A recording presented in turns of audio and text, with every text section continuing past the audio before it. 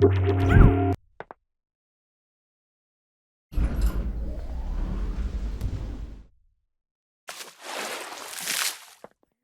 move on here then to doing the eye, and you can see that we've got some of this stuff set up already. Now, first of all, it's very little different in a number of ways to the eye that we did on the basic face. You can see that we've got an eye root bone, and then we've got the actual eye bone itself that's moving or rotating the eyeball. We've got an eyelid's root, an uplid and low lid bone, and so on. However, we do have a few differences, so let's just take a look at them. There's nothing really that we haven't talked about already, but let's just illustrate them. Firstly, you can see that the eyelids aren't actually completely in line with the eyeball itself, right? Here's the eyeball and these are the eyelid bones. Notice that they're off ever so slightly. But of course, if we actually look at, where the eyelids sit as a mesh with respect to the eyeball, their center is sort of off from the eye center. This is perfectly normal and common. You see this quite a lot in human faces. There's more expanse of the white of the eye to the outside than there is to the inside. The opening of the eyelid doesn't sit in perfect symmetry with respect to the center of the eyeball itself.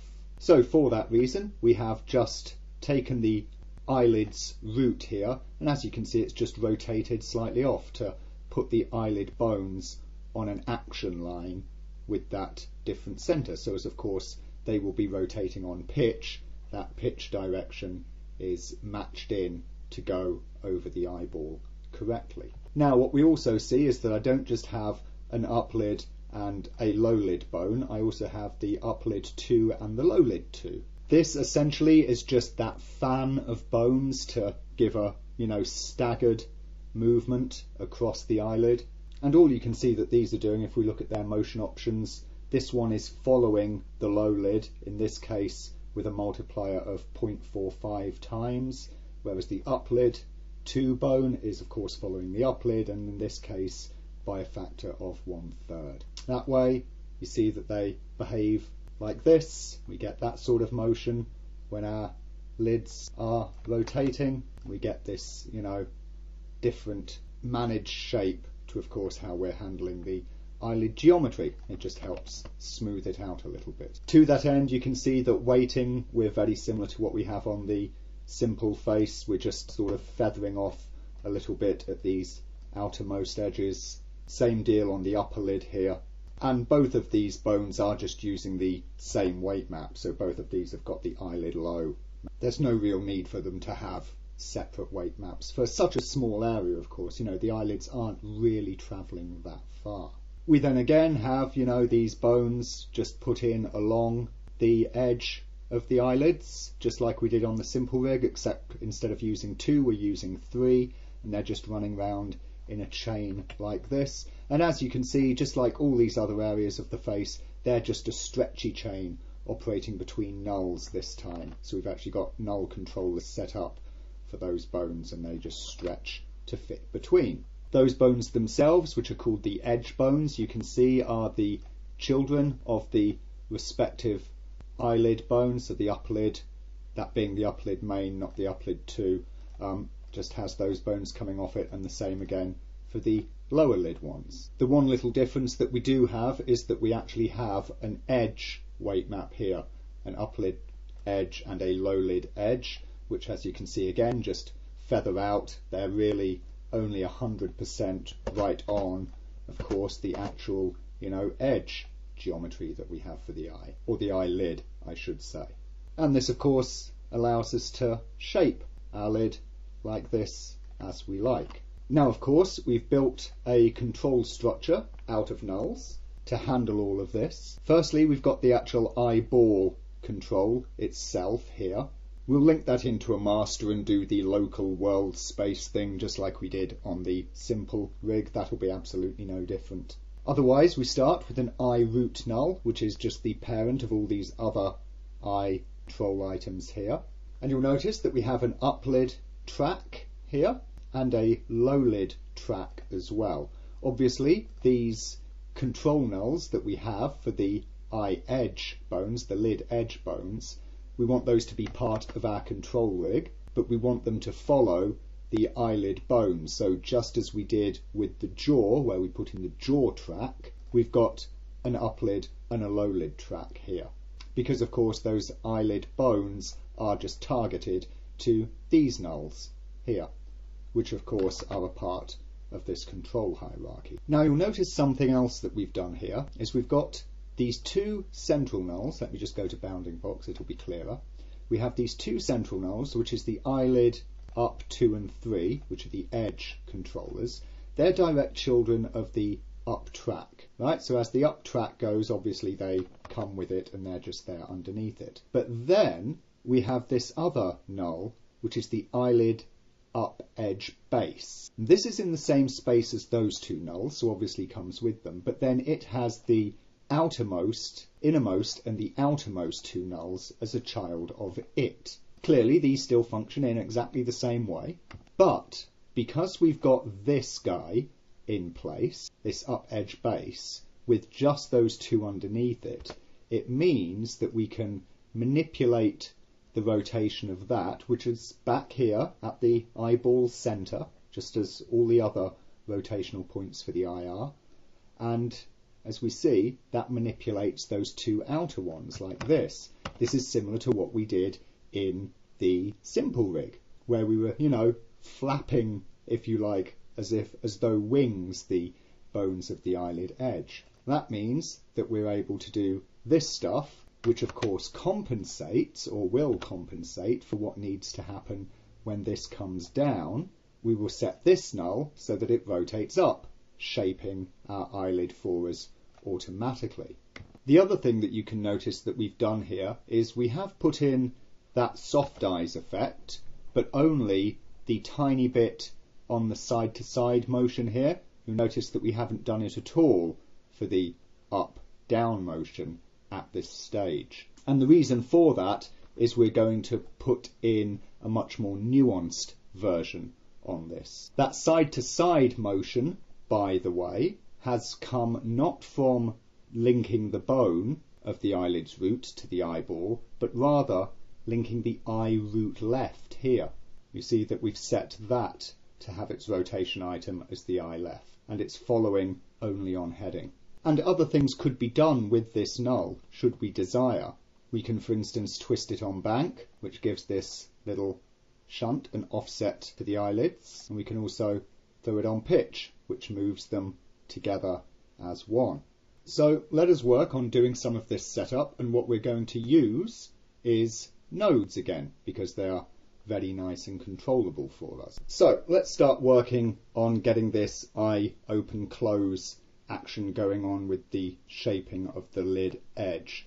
I'll first of all just do the top lid, so let's get the bottom one out of the way, just so as we can see the top more clearly and what we're doing with it. So I'm going to be looking at the up edge base left, which is of course the thing I can twist on its pitch to do this. Bring up its motion options here, and we're going to add a nodal motion to it. First of all, what are we going to reference? Well, we're referencing what the eyelid is doing, right? The upper lid.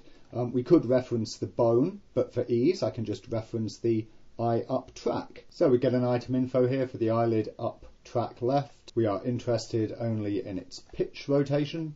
We give that to a gradient, and obviously enough, we're starting at 0. So let's bring the upper lid way, way down. Let's bring it way, way, way down, in fact. And let's have a look at where that is. Right, 0.682. So let's put in a key. Let's just say 0.68, shall we? Of course, remember, that's radians. Let's get a make vector and look at our necessary outputs. Well, at 0, so when the eyelid is unrotated, we want that to be outputting no rotation. And then, well, I guess we'll find out, won't we? So let's plug up alpha into pitch and plug this into rotation. Okay, and we see that that has had an effect there. So clearly it doesn't want to be positive. I mean, if we take this back to 0, then there it is. Clearly it wants to be going negative, and we can see just how far we want to take it.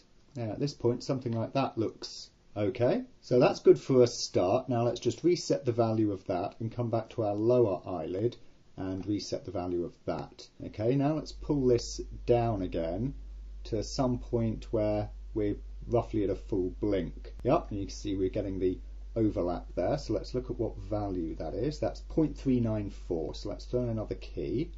Oh, look at that, almost dead bang. 0.394, and let us give this a bit of extra tweaking there. So you see, of course, what we're able to do is to get ourselves a nice graduated effect to how this animates, like that. Let's also go to the upside, shall we? So it's way up here. Now, what's that at? Negative 0.38. So let's just take this to negative 0.5, I guess. Get another key at negative 0.38, and you're going to be outputting positive value. So this will bring it down somewhat like this. There we go. That looks good to me. So now we've got this nicely animated edge that works in line with our eyelid main action here.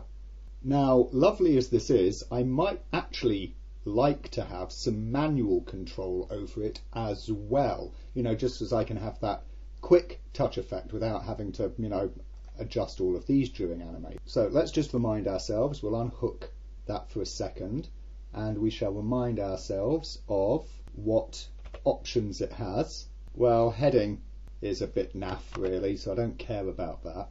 Be good to have manual control of the little pitch effect here, but it might be nice if it sort of, you know, dipped one way on one side and one on the other, so as I had a, you know, a slant adjuster to my eyelid. But it turns out I can get that, of course, from the bank here, so I can keep the pitch control as is and just do something with the bank. And where would I like to control this from? Well, probably this null, right? The eye up main, eyelid up main. So let's get another item info. This will be the eyelid up main left. We'll get a math vector add, and we simply take rotation plus rotation and into rotation. And so now I can control that from here. I can control the swinginess from here, and I've still got the automated action taking place with the open close here. So we'll do a similar thing then for the lower lid. So there it is. Let's get the nodal motion and just copy it from our upper, and we'll just paste it onto our lower. Okay, so first of all in here, let's just change our references. That's not the eyelid up track left that we're looking at, it's the low track left, and obviously our null controller will be the eyelid low main left. Right, let's get our gradient, and let's just delete most of our keys here, okay? Let's just start with our simple key at 0, 0. Let's take our lower eyelid and open it a lot, so we get it, you know, really extreme opening here. Let's look at the value. Now what's that? 0.57. So let's stick a key in here. 0.57. And which way do we want it to be? Negative by the looks of things. Actually, I'm getting some craziness going on here. Let's just unhook that because it's coming from my controller, I feel. So let's just plug that in there. Okay, that's better. So where do we want it? More, more, more. There we are. It's quite a lot, isn't it? Yeah, but that looks good to me. Okay. So that's our extreme open position. Now let's find an extreme close position, which has got to be way up here. That's pretty extreme for a lower lid. And let's see what that is. Negative 0.388. So negative 0.388. And let's start tweaking that like this. That looks pretty good. Let's just open the upper lid, get it out the way. See how that looks. Perhaps a little less. There we go.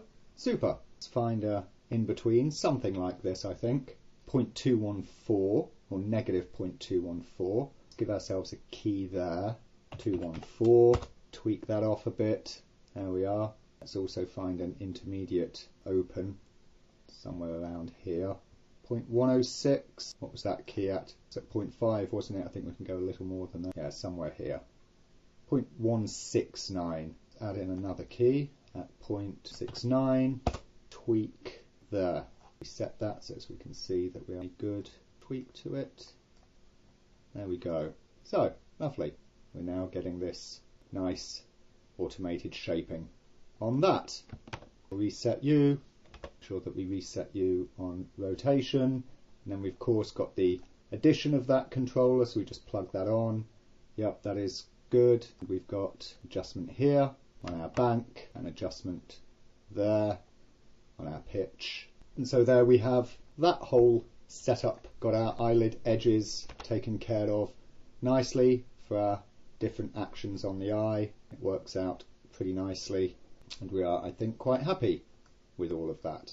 So next, let's take care of this, eyelid tracking with the eyeball thing that we've so far only got, doing the most rudimentary version here on the side to side. As I said, we're going to do it in a more nuanced fashion, and here specifically is how we're going to do it. We've got the lid controllers, right, and they've got these main bases underneath them. Yeah, they're based, basically just to keep them at 0, 0, 0. What we're going to do is we're going to move those bases based on the rotation of the eyeball. Now, of course, they're not at 0, 0, 0, yeah, because I haven't got bases under the bases. You could add them if you want, or, as we've done elsewhere, you can just make sure you punch in the appropriate numbers. Also, we need to get the rotation of the eyeball. At the minute, we don't have a tracker for that. You could, again, just take from the eye bone. I prefer to take from a null, so I'm just going to call this guy the eye track left. Make it a child of the eye root left, reset it all, get the old rigging toolbox, stored assignee, get the eyeball bone, and just set it as rot item and world rotation. You can see it's gone to 180 on heading, so it's the opposite way round. That shouldn't make a difference because we're only going to be looking at pitch, but if you want, you can just key it and pivot record it, that's also fine. So let's get the eyelid up, main base, motion options, and I'm going to use nodal again. So nodal motion, item info, which of course is the eye track item. Again, we're interested in its pitch rotation, and we're going to take a gradient. We're only going to be interested in the Y, so we don't need to do an X, Y and Z one. Y is enough. So pop that into our input. We've got a key at 0, at which point our output needs to be this many millimeters here. So drop that into the alpha. Course, convert that properly to a percentage. Let's get our make vector, plug the alpha to the Y and into position. Of course, that goes a bit wrong because I need to enter, of course, the correct X and Z values here. There we go. Now we pop it into position. And so let's roll our eyeball right up there. What is that? Negative 0.328. So get a key in at negative point, oh look at that, so close, negative 0.328, and let's see how far we want to have moved you. By the looks of it, quite a way, almost all the way up. There we go. Now that's moving almost as if it's completely fixed, which I think looks a little weird. Bring that down a scotch. Oh, not that much. And also, let's of course realise that this is going to be operating, with the existing eyelid control, right? Which at the moment is in this, half closed, half asleep position. So we might expect that normally when the eye is open, it will be here. So if we have it there, and then we bring our eyeball up, okay, obviously now that's just too high. So we realise that this needs to be significantly less. Yeah, and we bring it instead somewhere around here-ish, I guess, let's say 11.5%, 12%. So now we're getting that effect, which is much more like it. Then of course we want to imagine the downside, so we look as if he's looking down, reading something, or looking at his toes or whatever.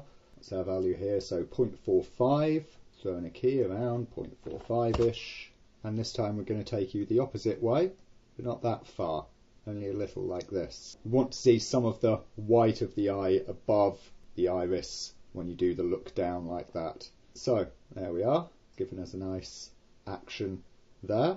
So that's good. Let's just reset that fella back to its 0.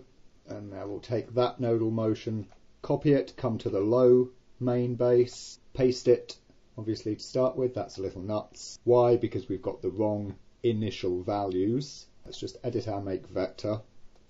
There we go, that's to begin with there. And of course, in our gradient, the 0 position, that's going to be looking for 1.81972 there. Okay, so now if we hook that to position, so that should be 18.1972% there. And of course, negative.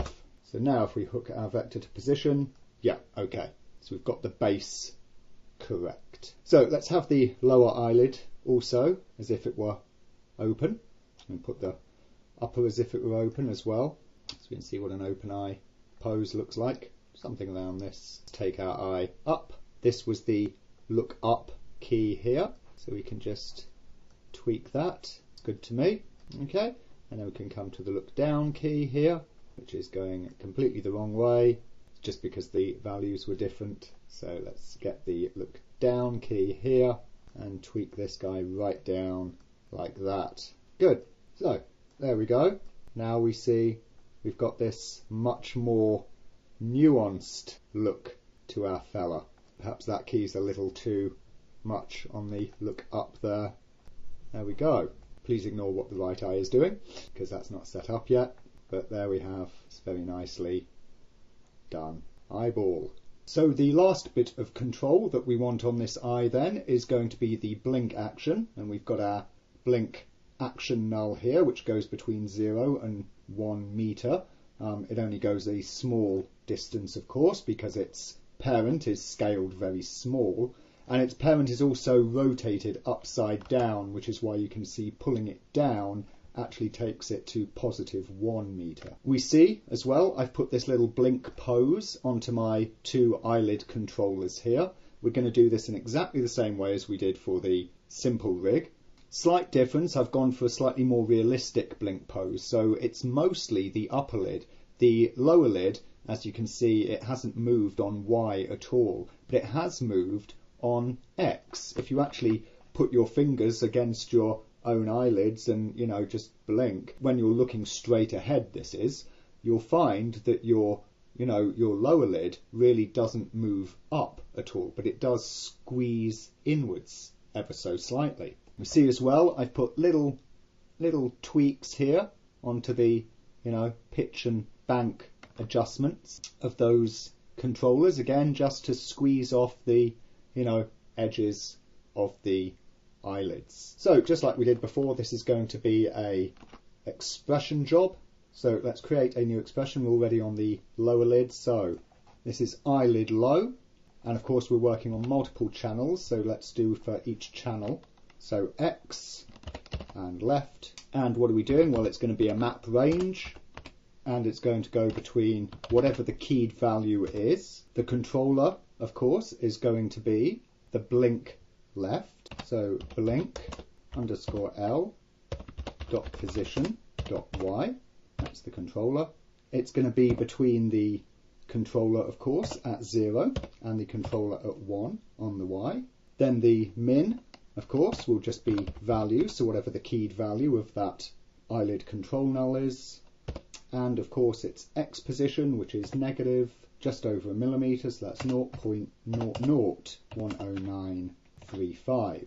We get the X channel and we apply it, and we've got the rotations as well, so let's clone that just for the pitch, and all we need to do is change this last output value, which is 6.7, apply that to the pitch. There we go, let's reset the value of that guy, and we see that when we pull on this, there it is. There's our blink action for the lower lid done. Let's jump over to the upper lid, load its graph, clone of that first expression there, and this is going to be the up Y, so we're adjusting the Y channel, and here we're just changing, of course, the last value, so that's negative 0.01233. Apply that to the Y channel, clone it again. In this case it's for the bank, and this really is a tiny adjustment, but it's there nonetheless. It's 0.3 degrees. Apply that to the bank channel. There we go, reset our lids, and we've got our blink action set in there. And of course, if we're in some other pose, you know, during animation, we've got our eyelids wide open or what have you, then of course, when we pull the blink, we get that. But what we noticed we didn't do was add one for the Y here, because of course it does need a Y position. It just so happens that that Y position needs to be 0. So let's clone this, do the Y, make it 0, get the Y channel and apply it. And now we see we've got our blink action working as we would expect it to. So wonderful though this all is, it has actually left us with a problem. And that, of course, is the fact that it's not just these that are operating, we also have the bases which operate. So now, when we're in a blink position, and we have something looking up or down, then obviously the lids are doing their look up, look down movement and not respecting the fact that we are in a blink. Having not already done the blink movement and the blink control, then it's easy to see why it would be missed earlier on. But it's a pretty simple fix. All we have to do is come back to our items here, take their nodal motion, get another item info. This time the item we want is the blink controller there. We get its Y channel and we simply take a scalar, subtract, and we want 1 minus this value. So that way when the blink goes to 1, this outputs 0, and then when the blink is at 0, this outputs 1. We then take a multiply node, let's just put these guys over here. We take our initial scalar, which if you recall was the rotation of the eye tracker null, or the eyelid itself, which of course starts out at 0 anyway, and we simply multiply that by the result of this and pipe that to our input. Now what we get is of course that action still happening like this, but when we have the blink turned on, then it is turned off. We then of course take that little setup and copy it and drop it over to the lower lid as well, and the whole thing works together just nicely. Now there is one last little adjustment to this fella, which is something you might well have noticed by now, and that's the fact that his eye is penetrating through the eyelids in places here. Yeah, it's coming through. Now, as you can see with this eye, what we have is this sort of realistically modelled eye. It's not actually been properly modelled realistically, but we've got the basic components there where we have the eyeball, but we've also got this clear lens which bulges out. The eye, of course, is not a perfect sphere at the front. It has this bulge where the lens sits, and we've incorporated that into our model.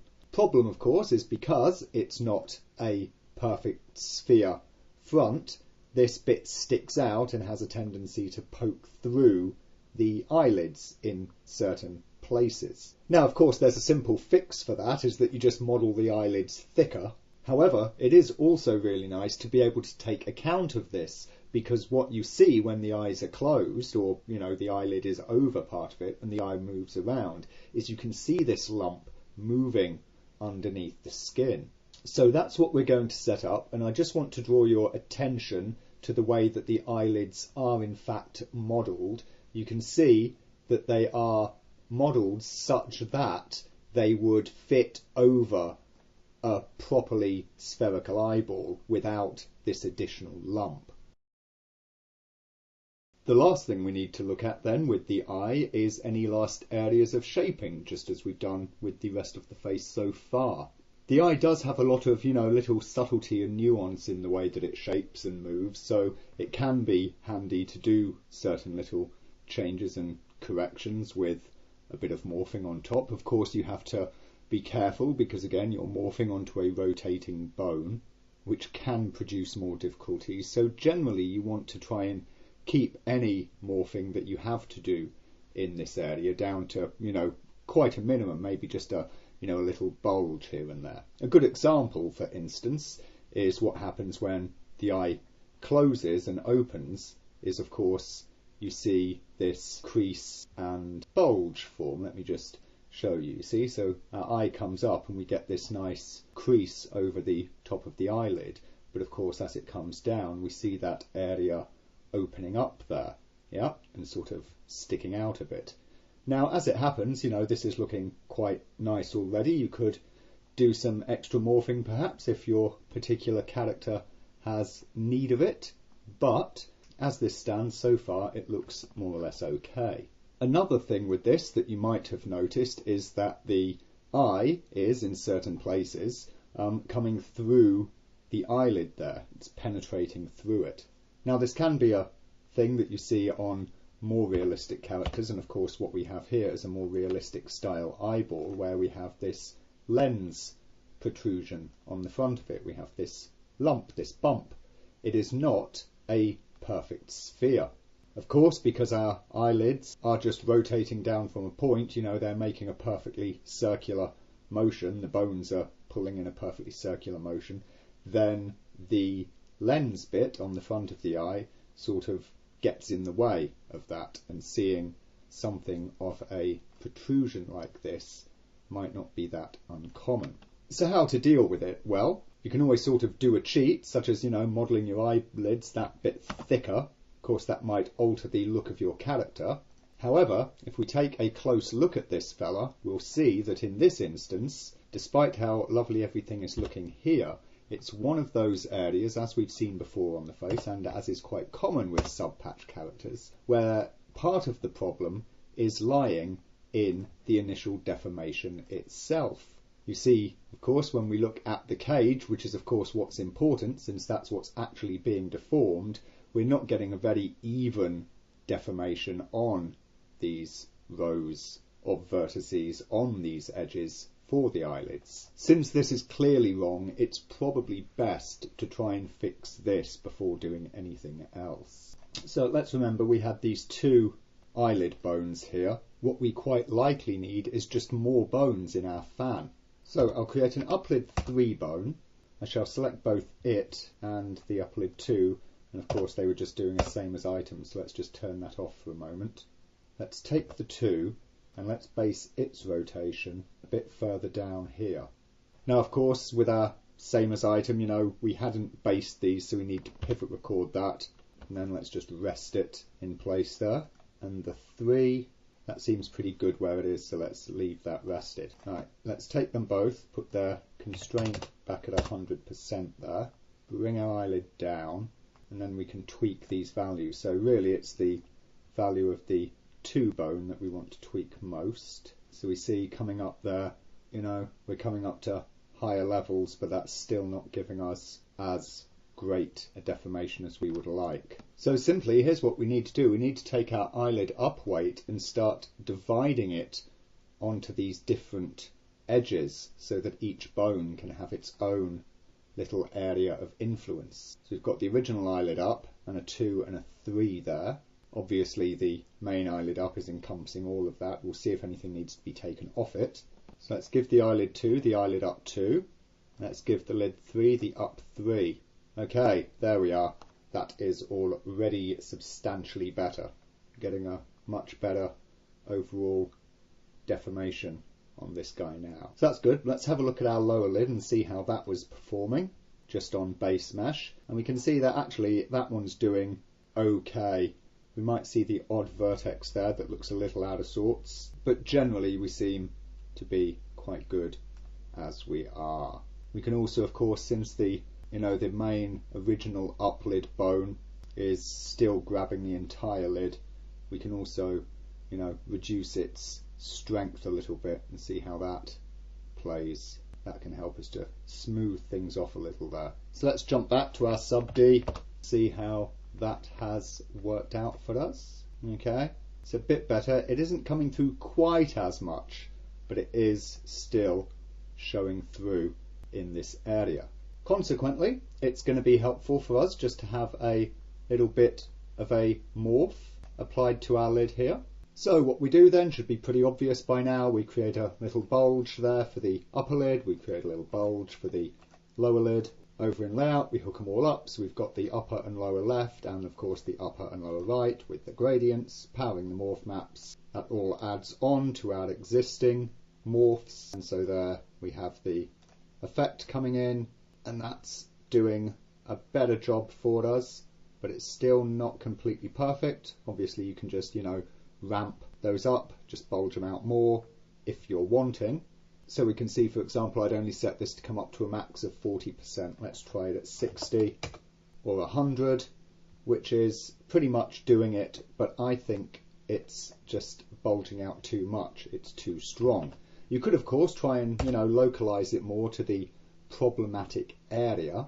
But what I also want to do with this is to show you an additional little trick we can employ that is particularly lovely and handy. And it is this. I've got a null here, which I've just made a child of the main eyeball bone, okay, and this null is called lens. What I then do is over on my mesh, I add the displacement effector, and let's just set the effector object to lens. Doesn't want to be a plane, it wants to be a point. And now it's blowing up big time. Let's bring it down to a more agreeable size, which should be around 8mm. What we see this gives is this null will now mush the mesh for us, which is very nice. Now there's a quick and easy way to sort of size this, so let me just open up the eye. In fact, let me just go to the wireframe here, and we'll grab the lens item itself. And you see this display on it because I have added the effector custom object. Now you don't actually need this on for the effector to work. I mean, you'll notice that if I disable it, you don't get the display, but of course it still works. It's because the effector is actually done from the displacement, not from this. But because I can input the size here, it gives me a nice visual aid to help me find what fits the geometry well. So if let me just turn that off for a moment. Actually, I can just quickly disable deforms. Okay, we'll just line that up there, and I'll squish it back like this, just scale it on its Z. And as you can see, I can quickly and easily find the right sort of size and shape effector to broadly match the shape of the lens there. Super. Let's turn the deforms back on, and we can see our little bulging effect again. Now, as you can notice, at the present time, this is affecting everything. It's affecting the eyeball and the lens and the, eyelid and the whole lot. If we jump back to our thing here, then we see that we have a weight map option. So if we weight our eyelids like this, we've got this weight map, lens bulge. You'll notice it's strong all around here, and I've got it feathering off ever so slightly. That's because effector does respect weight map strength. Then we can set that as our weight map, and we see that our effector now just affects the eyelids there. Now there's something particularly interesting to the way that this works, and you can sort of see it, starting to ramp across. If you look closely, you can see that the internal vertices of the eyelid are moving before the external ones, right? This will be much clearer if we again just take our mesh and put it down to subpatch 0. Right, so there you can see how it starts to affect the different layers of edges at different points. Now this is a problem that you can't really solve just by changing your effector size or shape or its settings or anything of that nature. And it's sort of a special case in this instance, because what we've got here is, of course, actual thick geometry. Yeah, our geometry sort of represents a volume, if you will. It's got thickness. Effector only really works well on single plane, just infinitely flat geometry. Well, it works on anything, but that's where it, is mainly intended for. So getting around this little problem requires an additional bit of work, in which case we'll do 3 weight maps, one for each little layer here. So we've got the bulge 1 map, which is just these outer vertices. Then we've got the bulge 2, which is that inner edge, and then the bulge 3, which is the innermost polys there. So what I'll do is I'll create a lens 2 and a lens 3 object, which are just clones of the original. We'll create 2 more effectors, which will give the same settings to, except one gets the lens 2, of course the lens bulge 2 weight, the other the lens 3, and of course the lens bulge 3 weight, whilst the original just goes to the lens bulge 1. So now what we see is that the lens 1 displaces only those outermost vertices, the lens 2 this little mid row here, like that, and the lens 3 is shifting the inner set there. So what I'll do is I'll just throw in another null, call it the eyelid lens left. Don't call it lens, the reason for that, if we go back and look at these, see it's not looking for a specific name, it's looking for a prefix to the name. So what the name starts with. If you call this thing lens or you start it with lens, then it will wind up deforming your mesh as well. So we get all three of those parented under that one null. I'm going to disable deforms, okay? Let's come somewhere with that null, it doesn't particularly matter. The lens left, I'll just line up with the front of the geometry. The lens 2, I'll line up with that second line. The lens 3, I'll line up with the inner line here. I turn our deforms back on and see that as that main null comes in, there it is, all of our pieces are deforming together as if one. If we need to, we can also scale this master null, which of course, rescales our vectors as we can reposition them if we need to.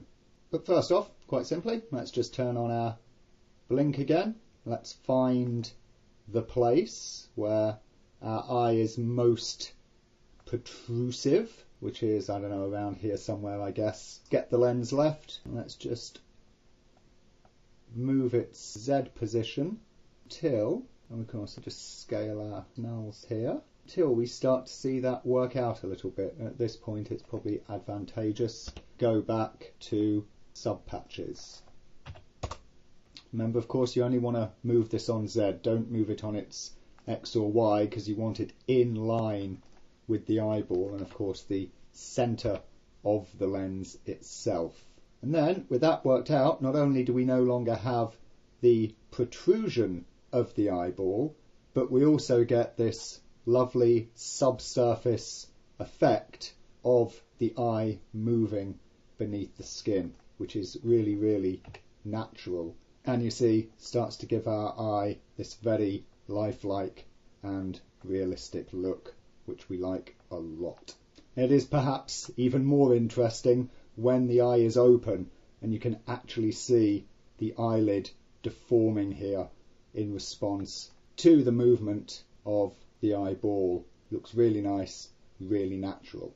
I should also point out as well, there is a specific thing that we do with the modelling to make this whole effector deal work, and that is when we model the eyelids, we model them as if they were around a perfect sphere. We sort of ignore the fact that there is this lump of the lens sticking out. So of course, as you see, just in base pose, that leaves them already penetrating the lens there. And we do this because, of course, with the effector, we want to displace out.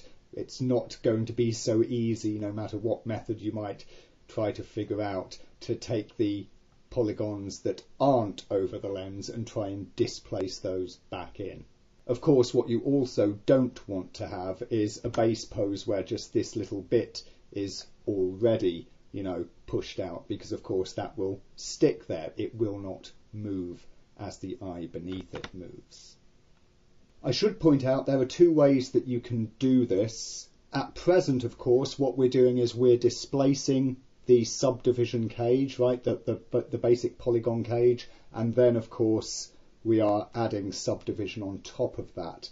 What you can actually do with this, obviously you need that for the morphs, yep, you need them to go before the subdivision, but in the case of this particular thing, if you set the subdivision order of your mesh here to after motion, then you can get the effect of the effectors to happen on the subdivided mesh. So you can subdivide first to add detail and then get the effectors applied as well, like this, and that can give you a more pronounced or more detailed effect, if you like, that sort of thing. And of course it might look a little bit lumpy here But if we find ourselves going up to, let's say, let's try subpatch 6, shall we? Then you can see, of course, the difference that you get out of that. And you can just, of course, retweak the settings again of the effectors if you need to, because this will behave slightly differently than it does the before subdivision method. So you just need to tweak the positions and the strengths of the effectors and so on. I'll keep it all on last, but I'll leave it up to you how you wish to do that on your own meshes and setups. There really isn't a correct way. It really just comes down to whatever works for your character. So there we go. With those adjustments done, our eyes are done.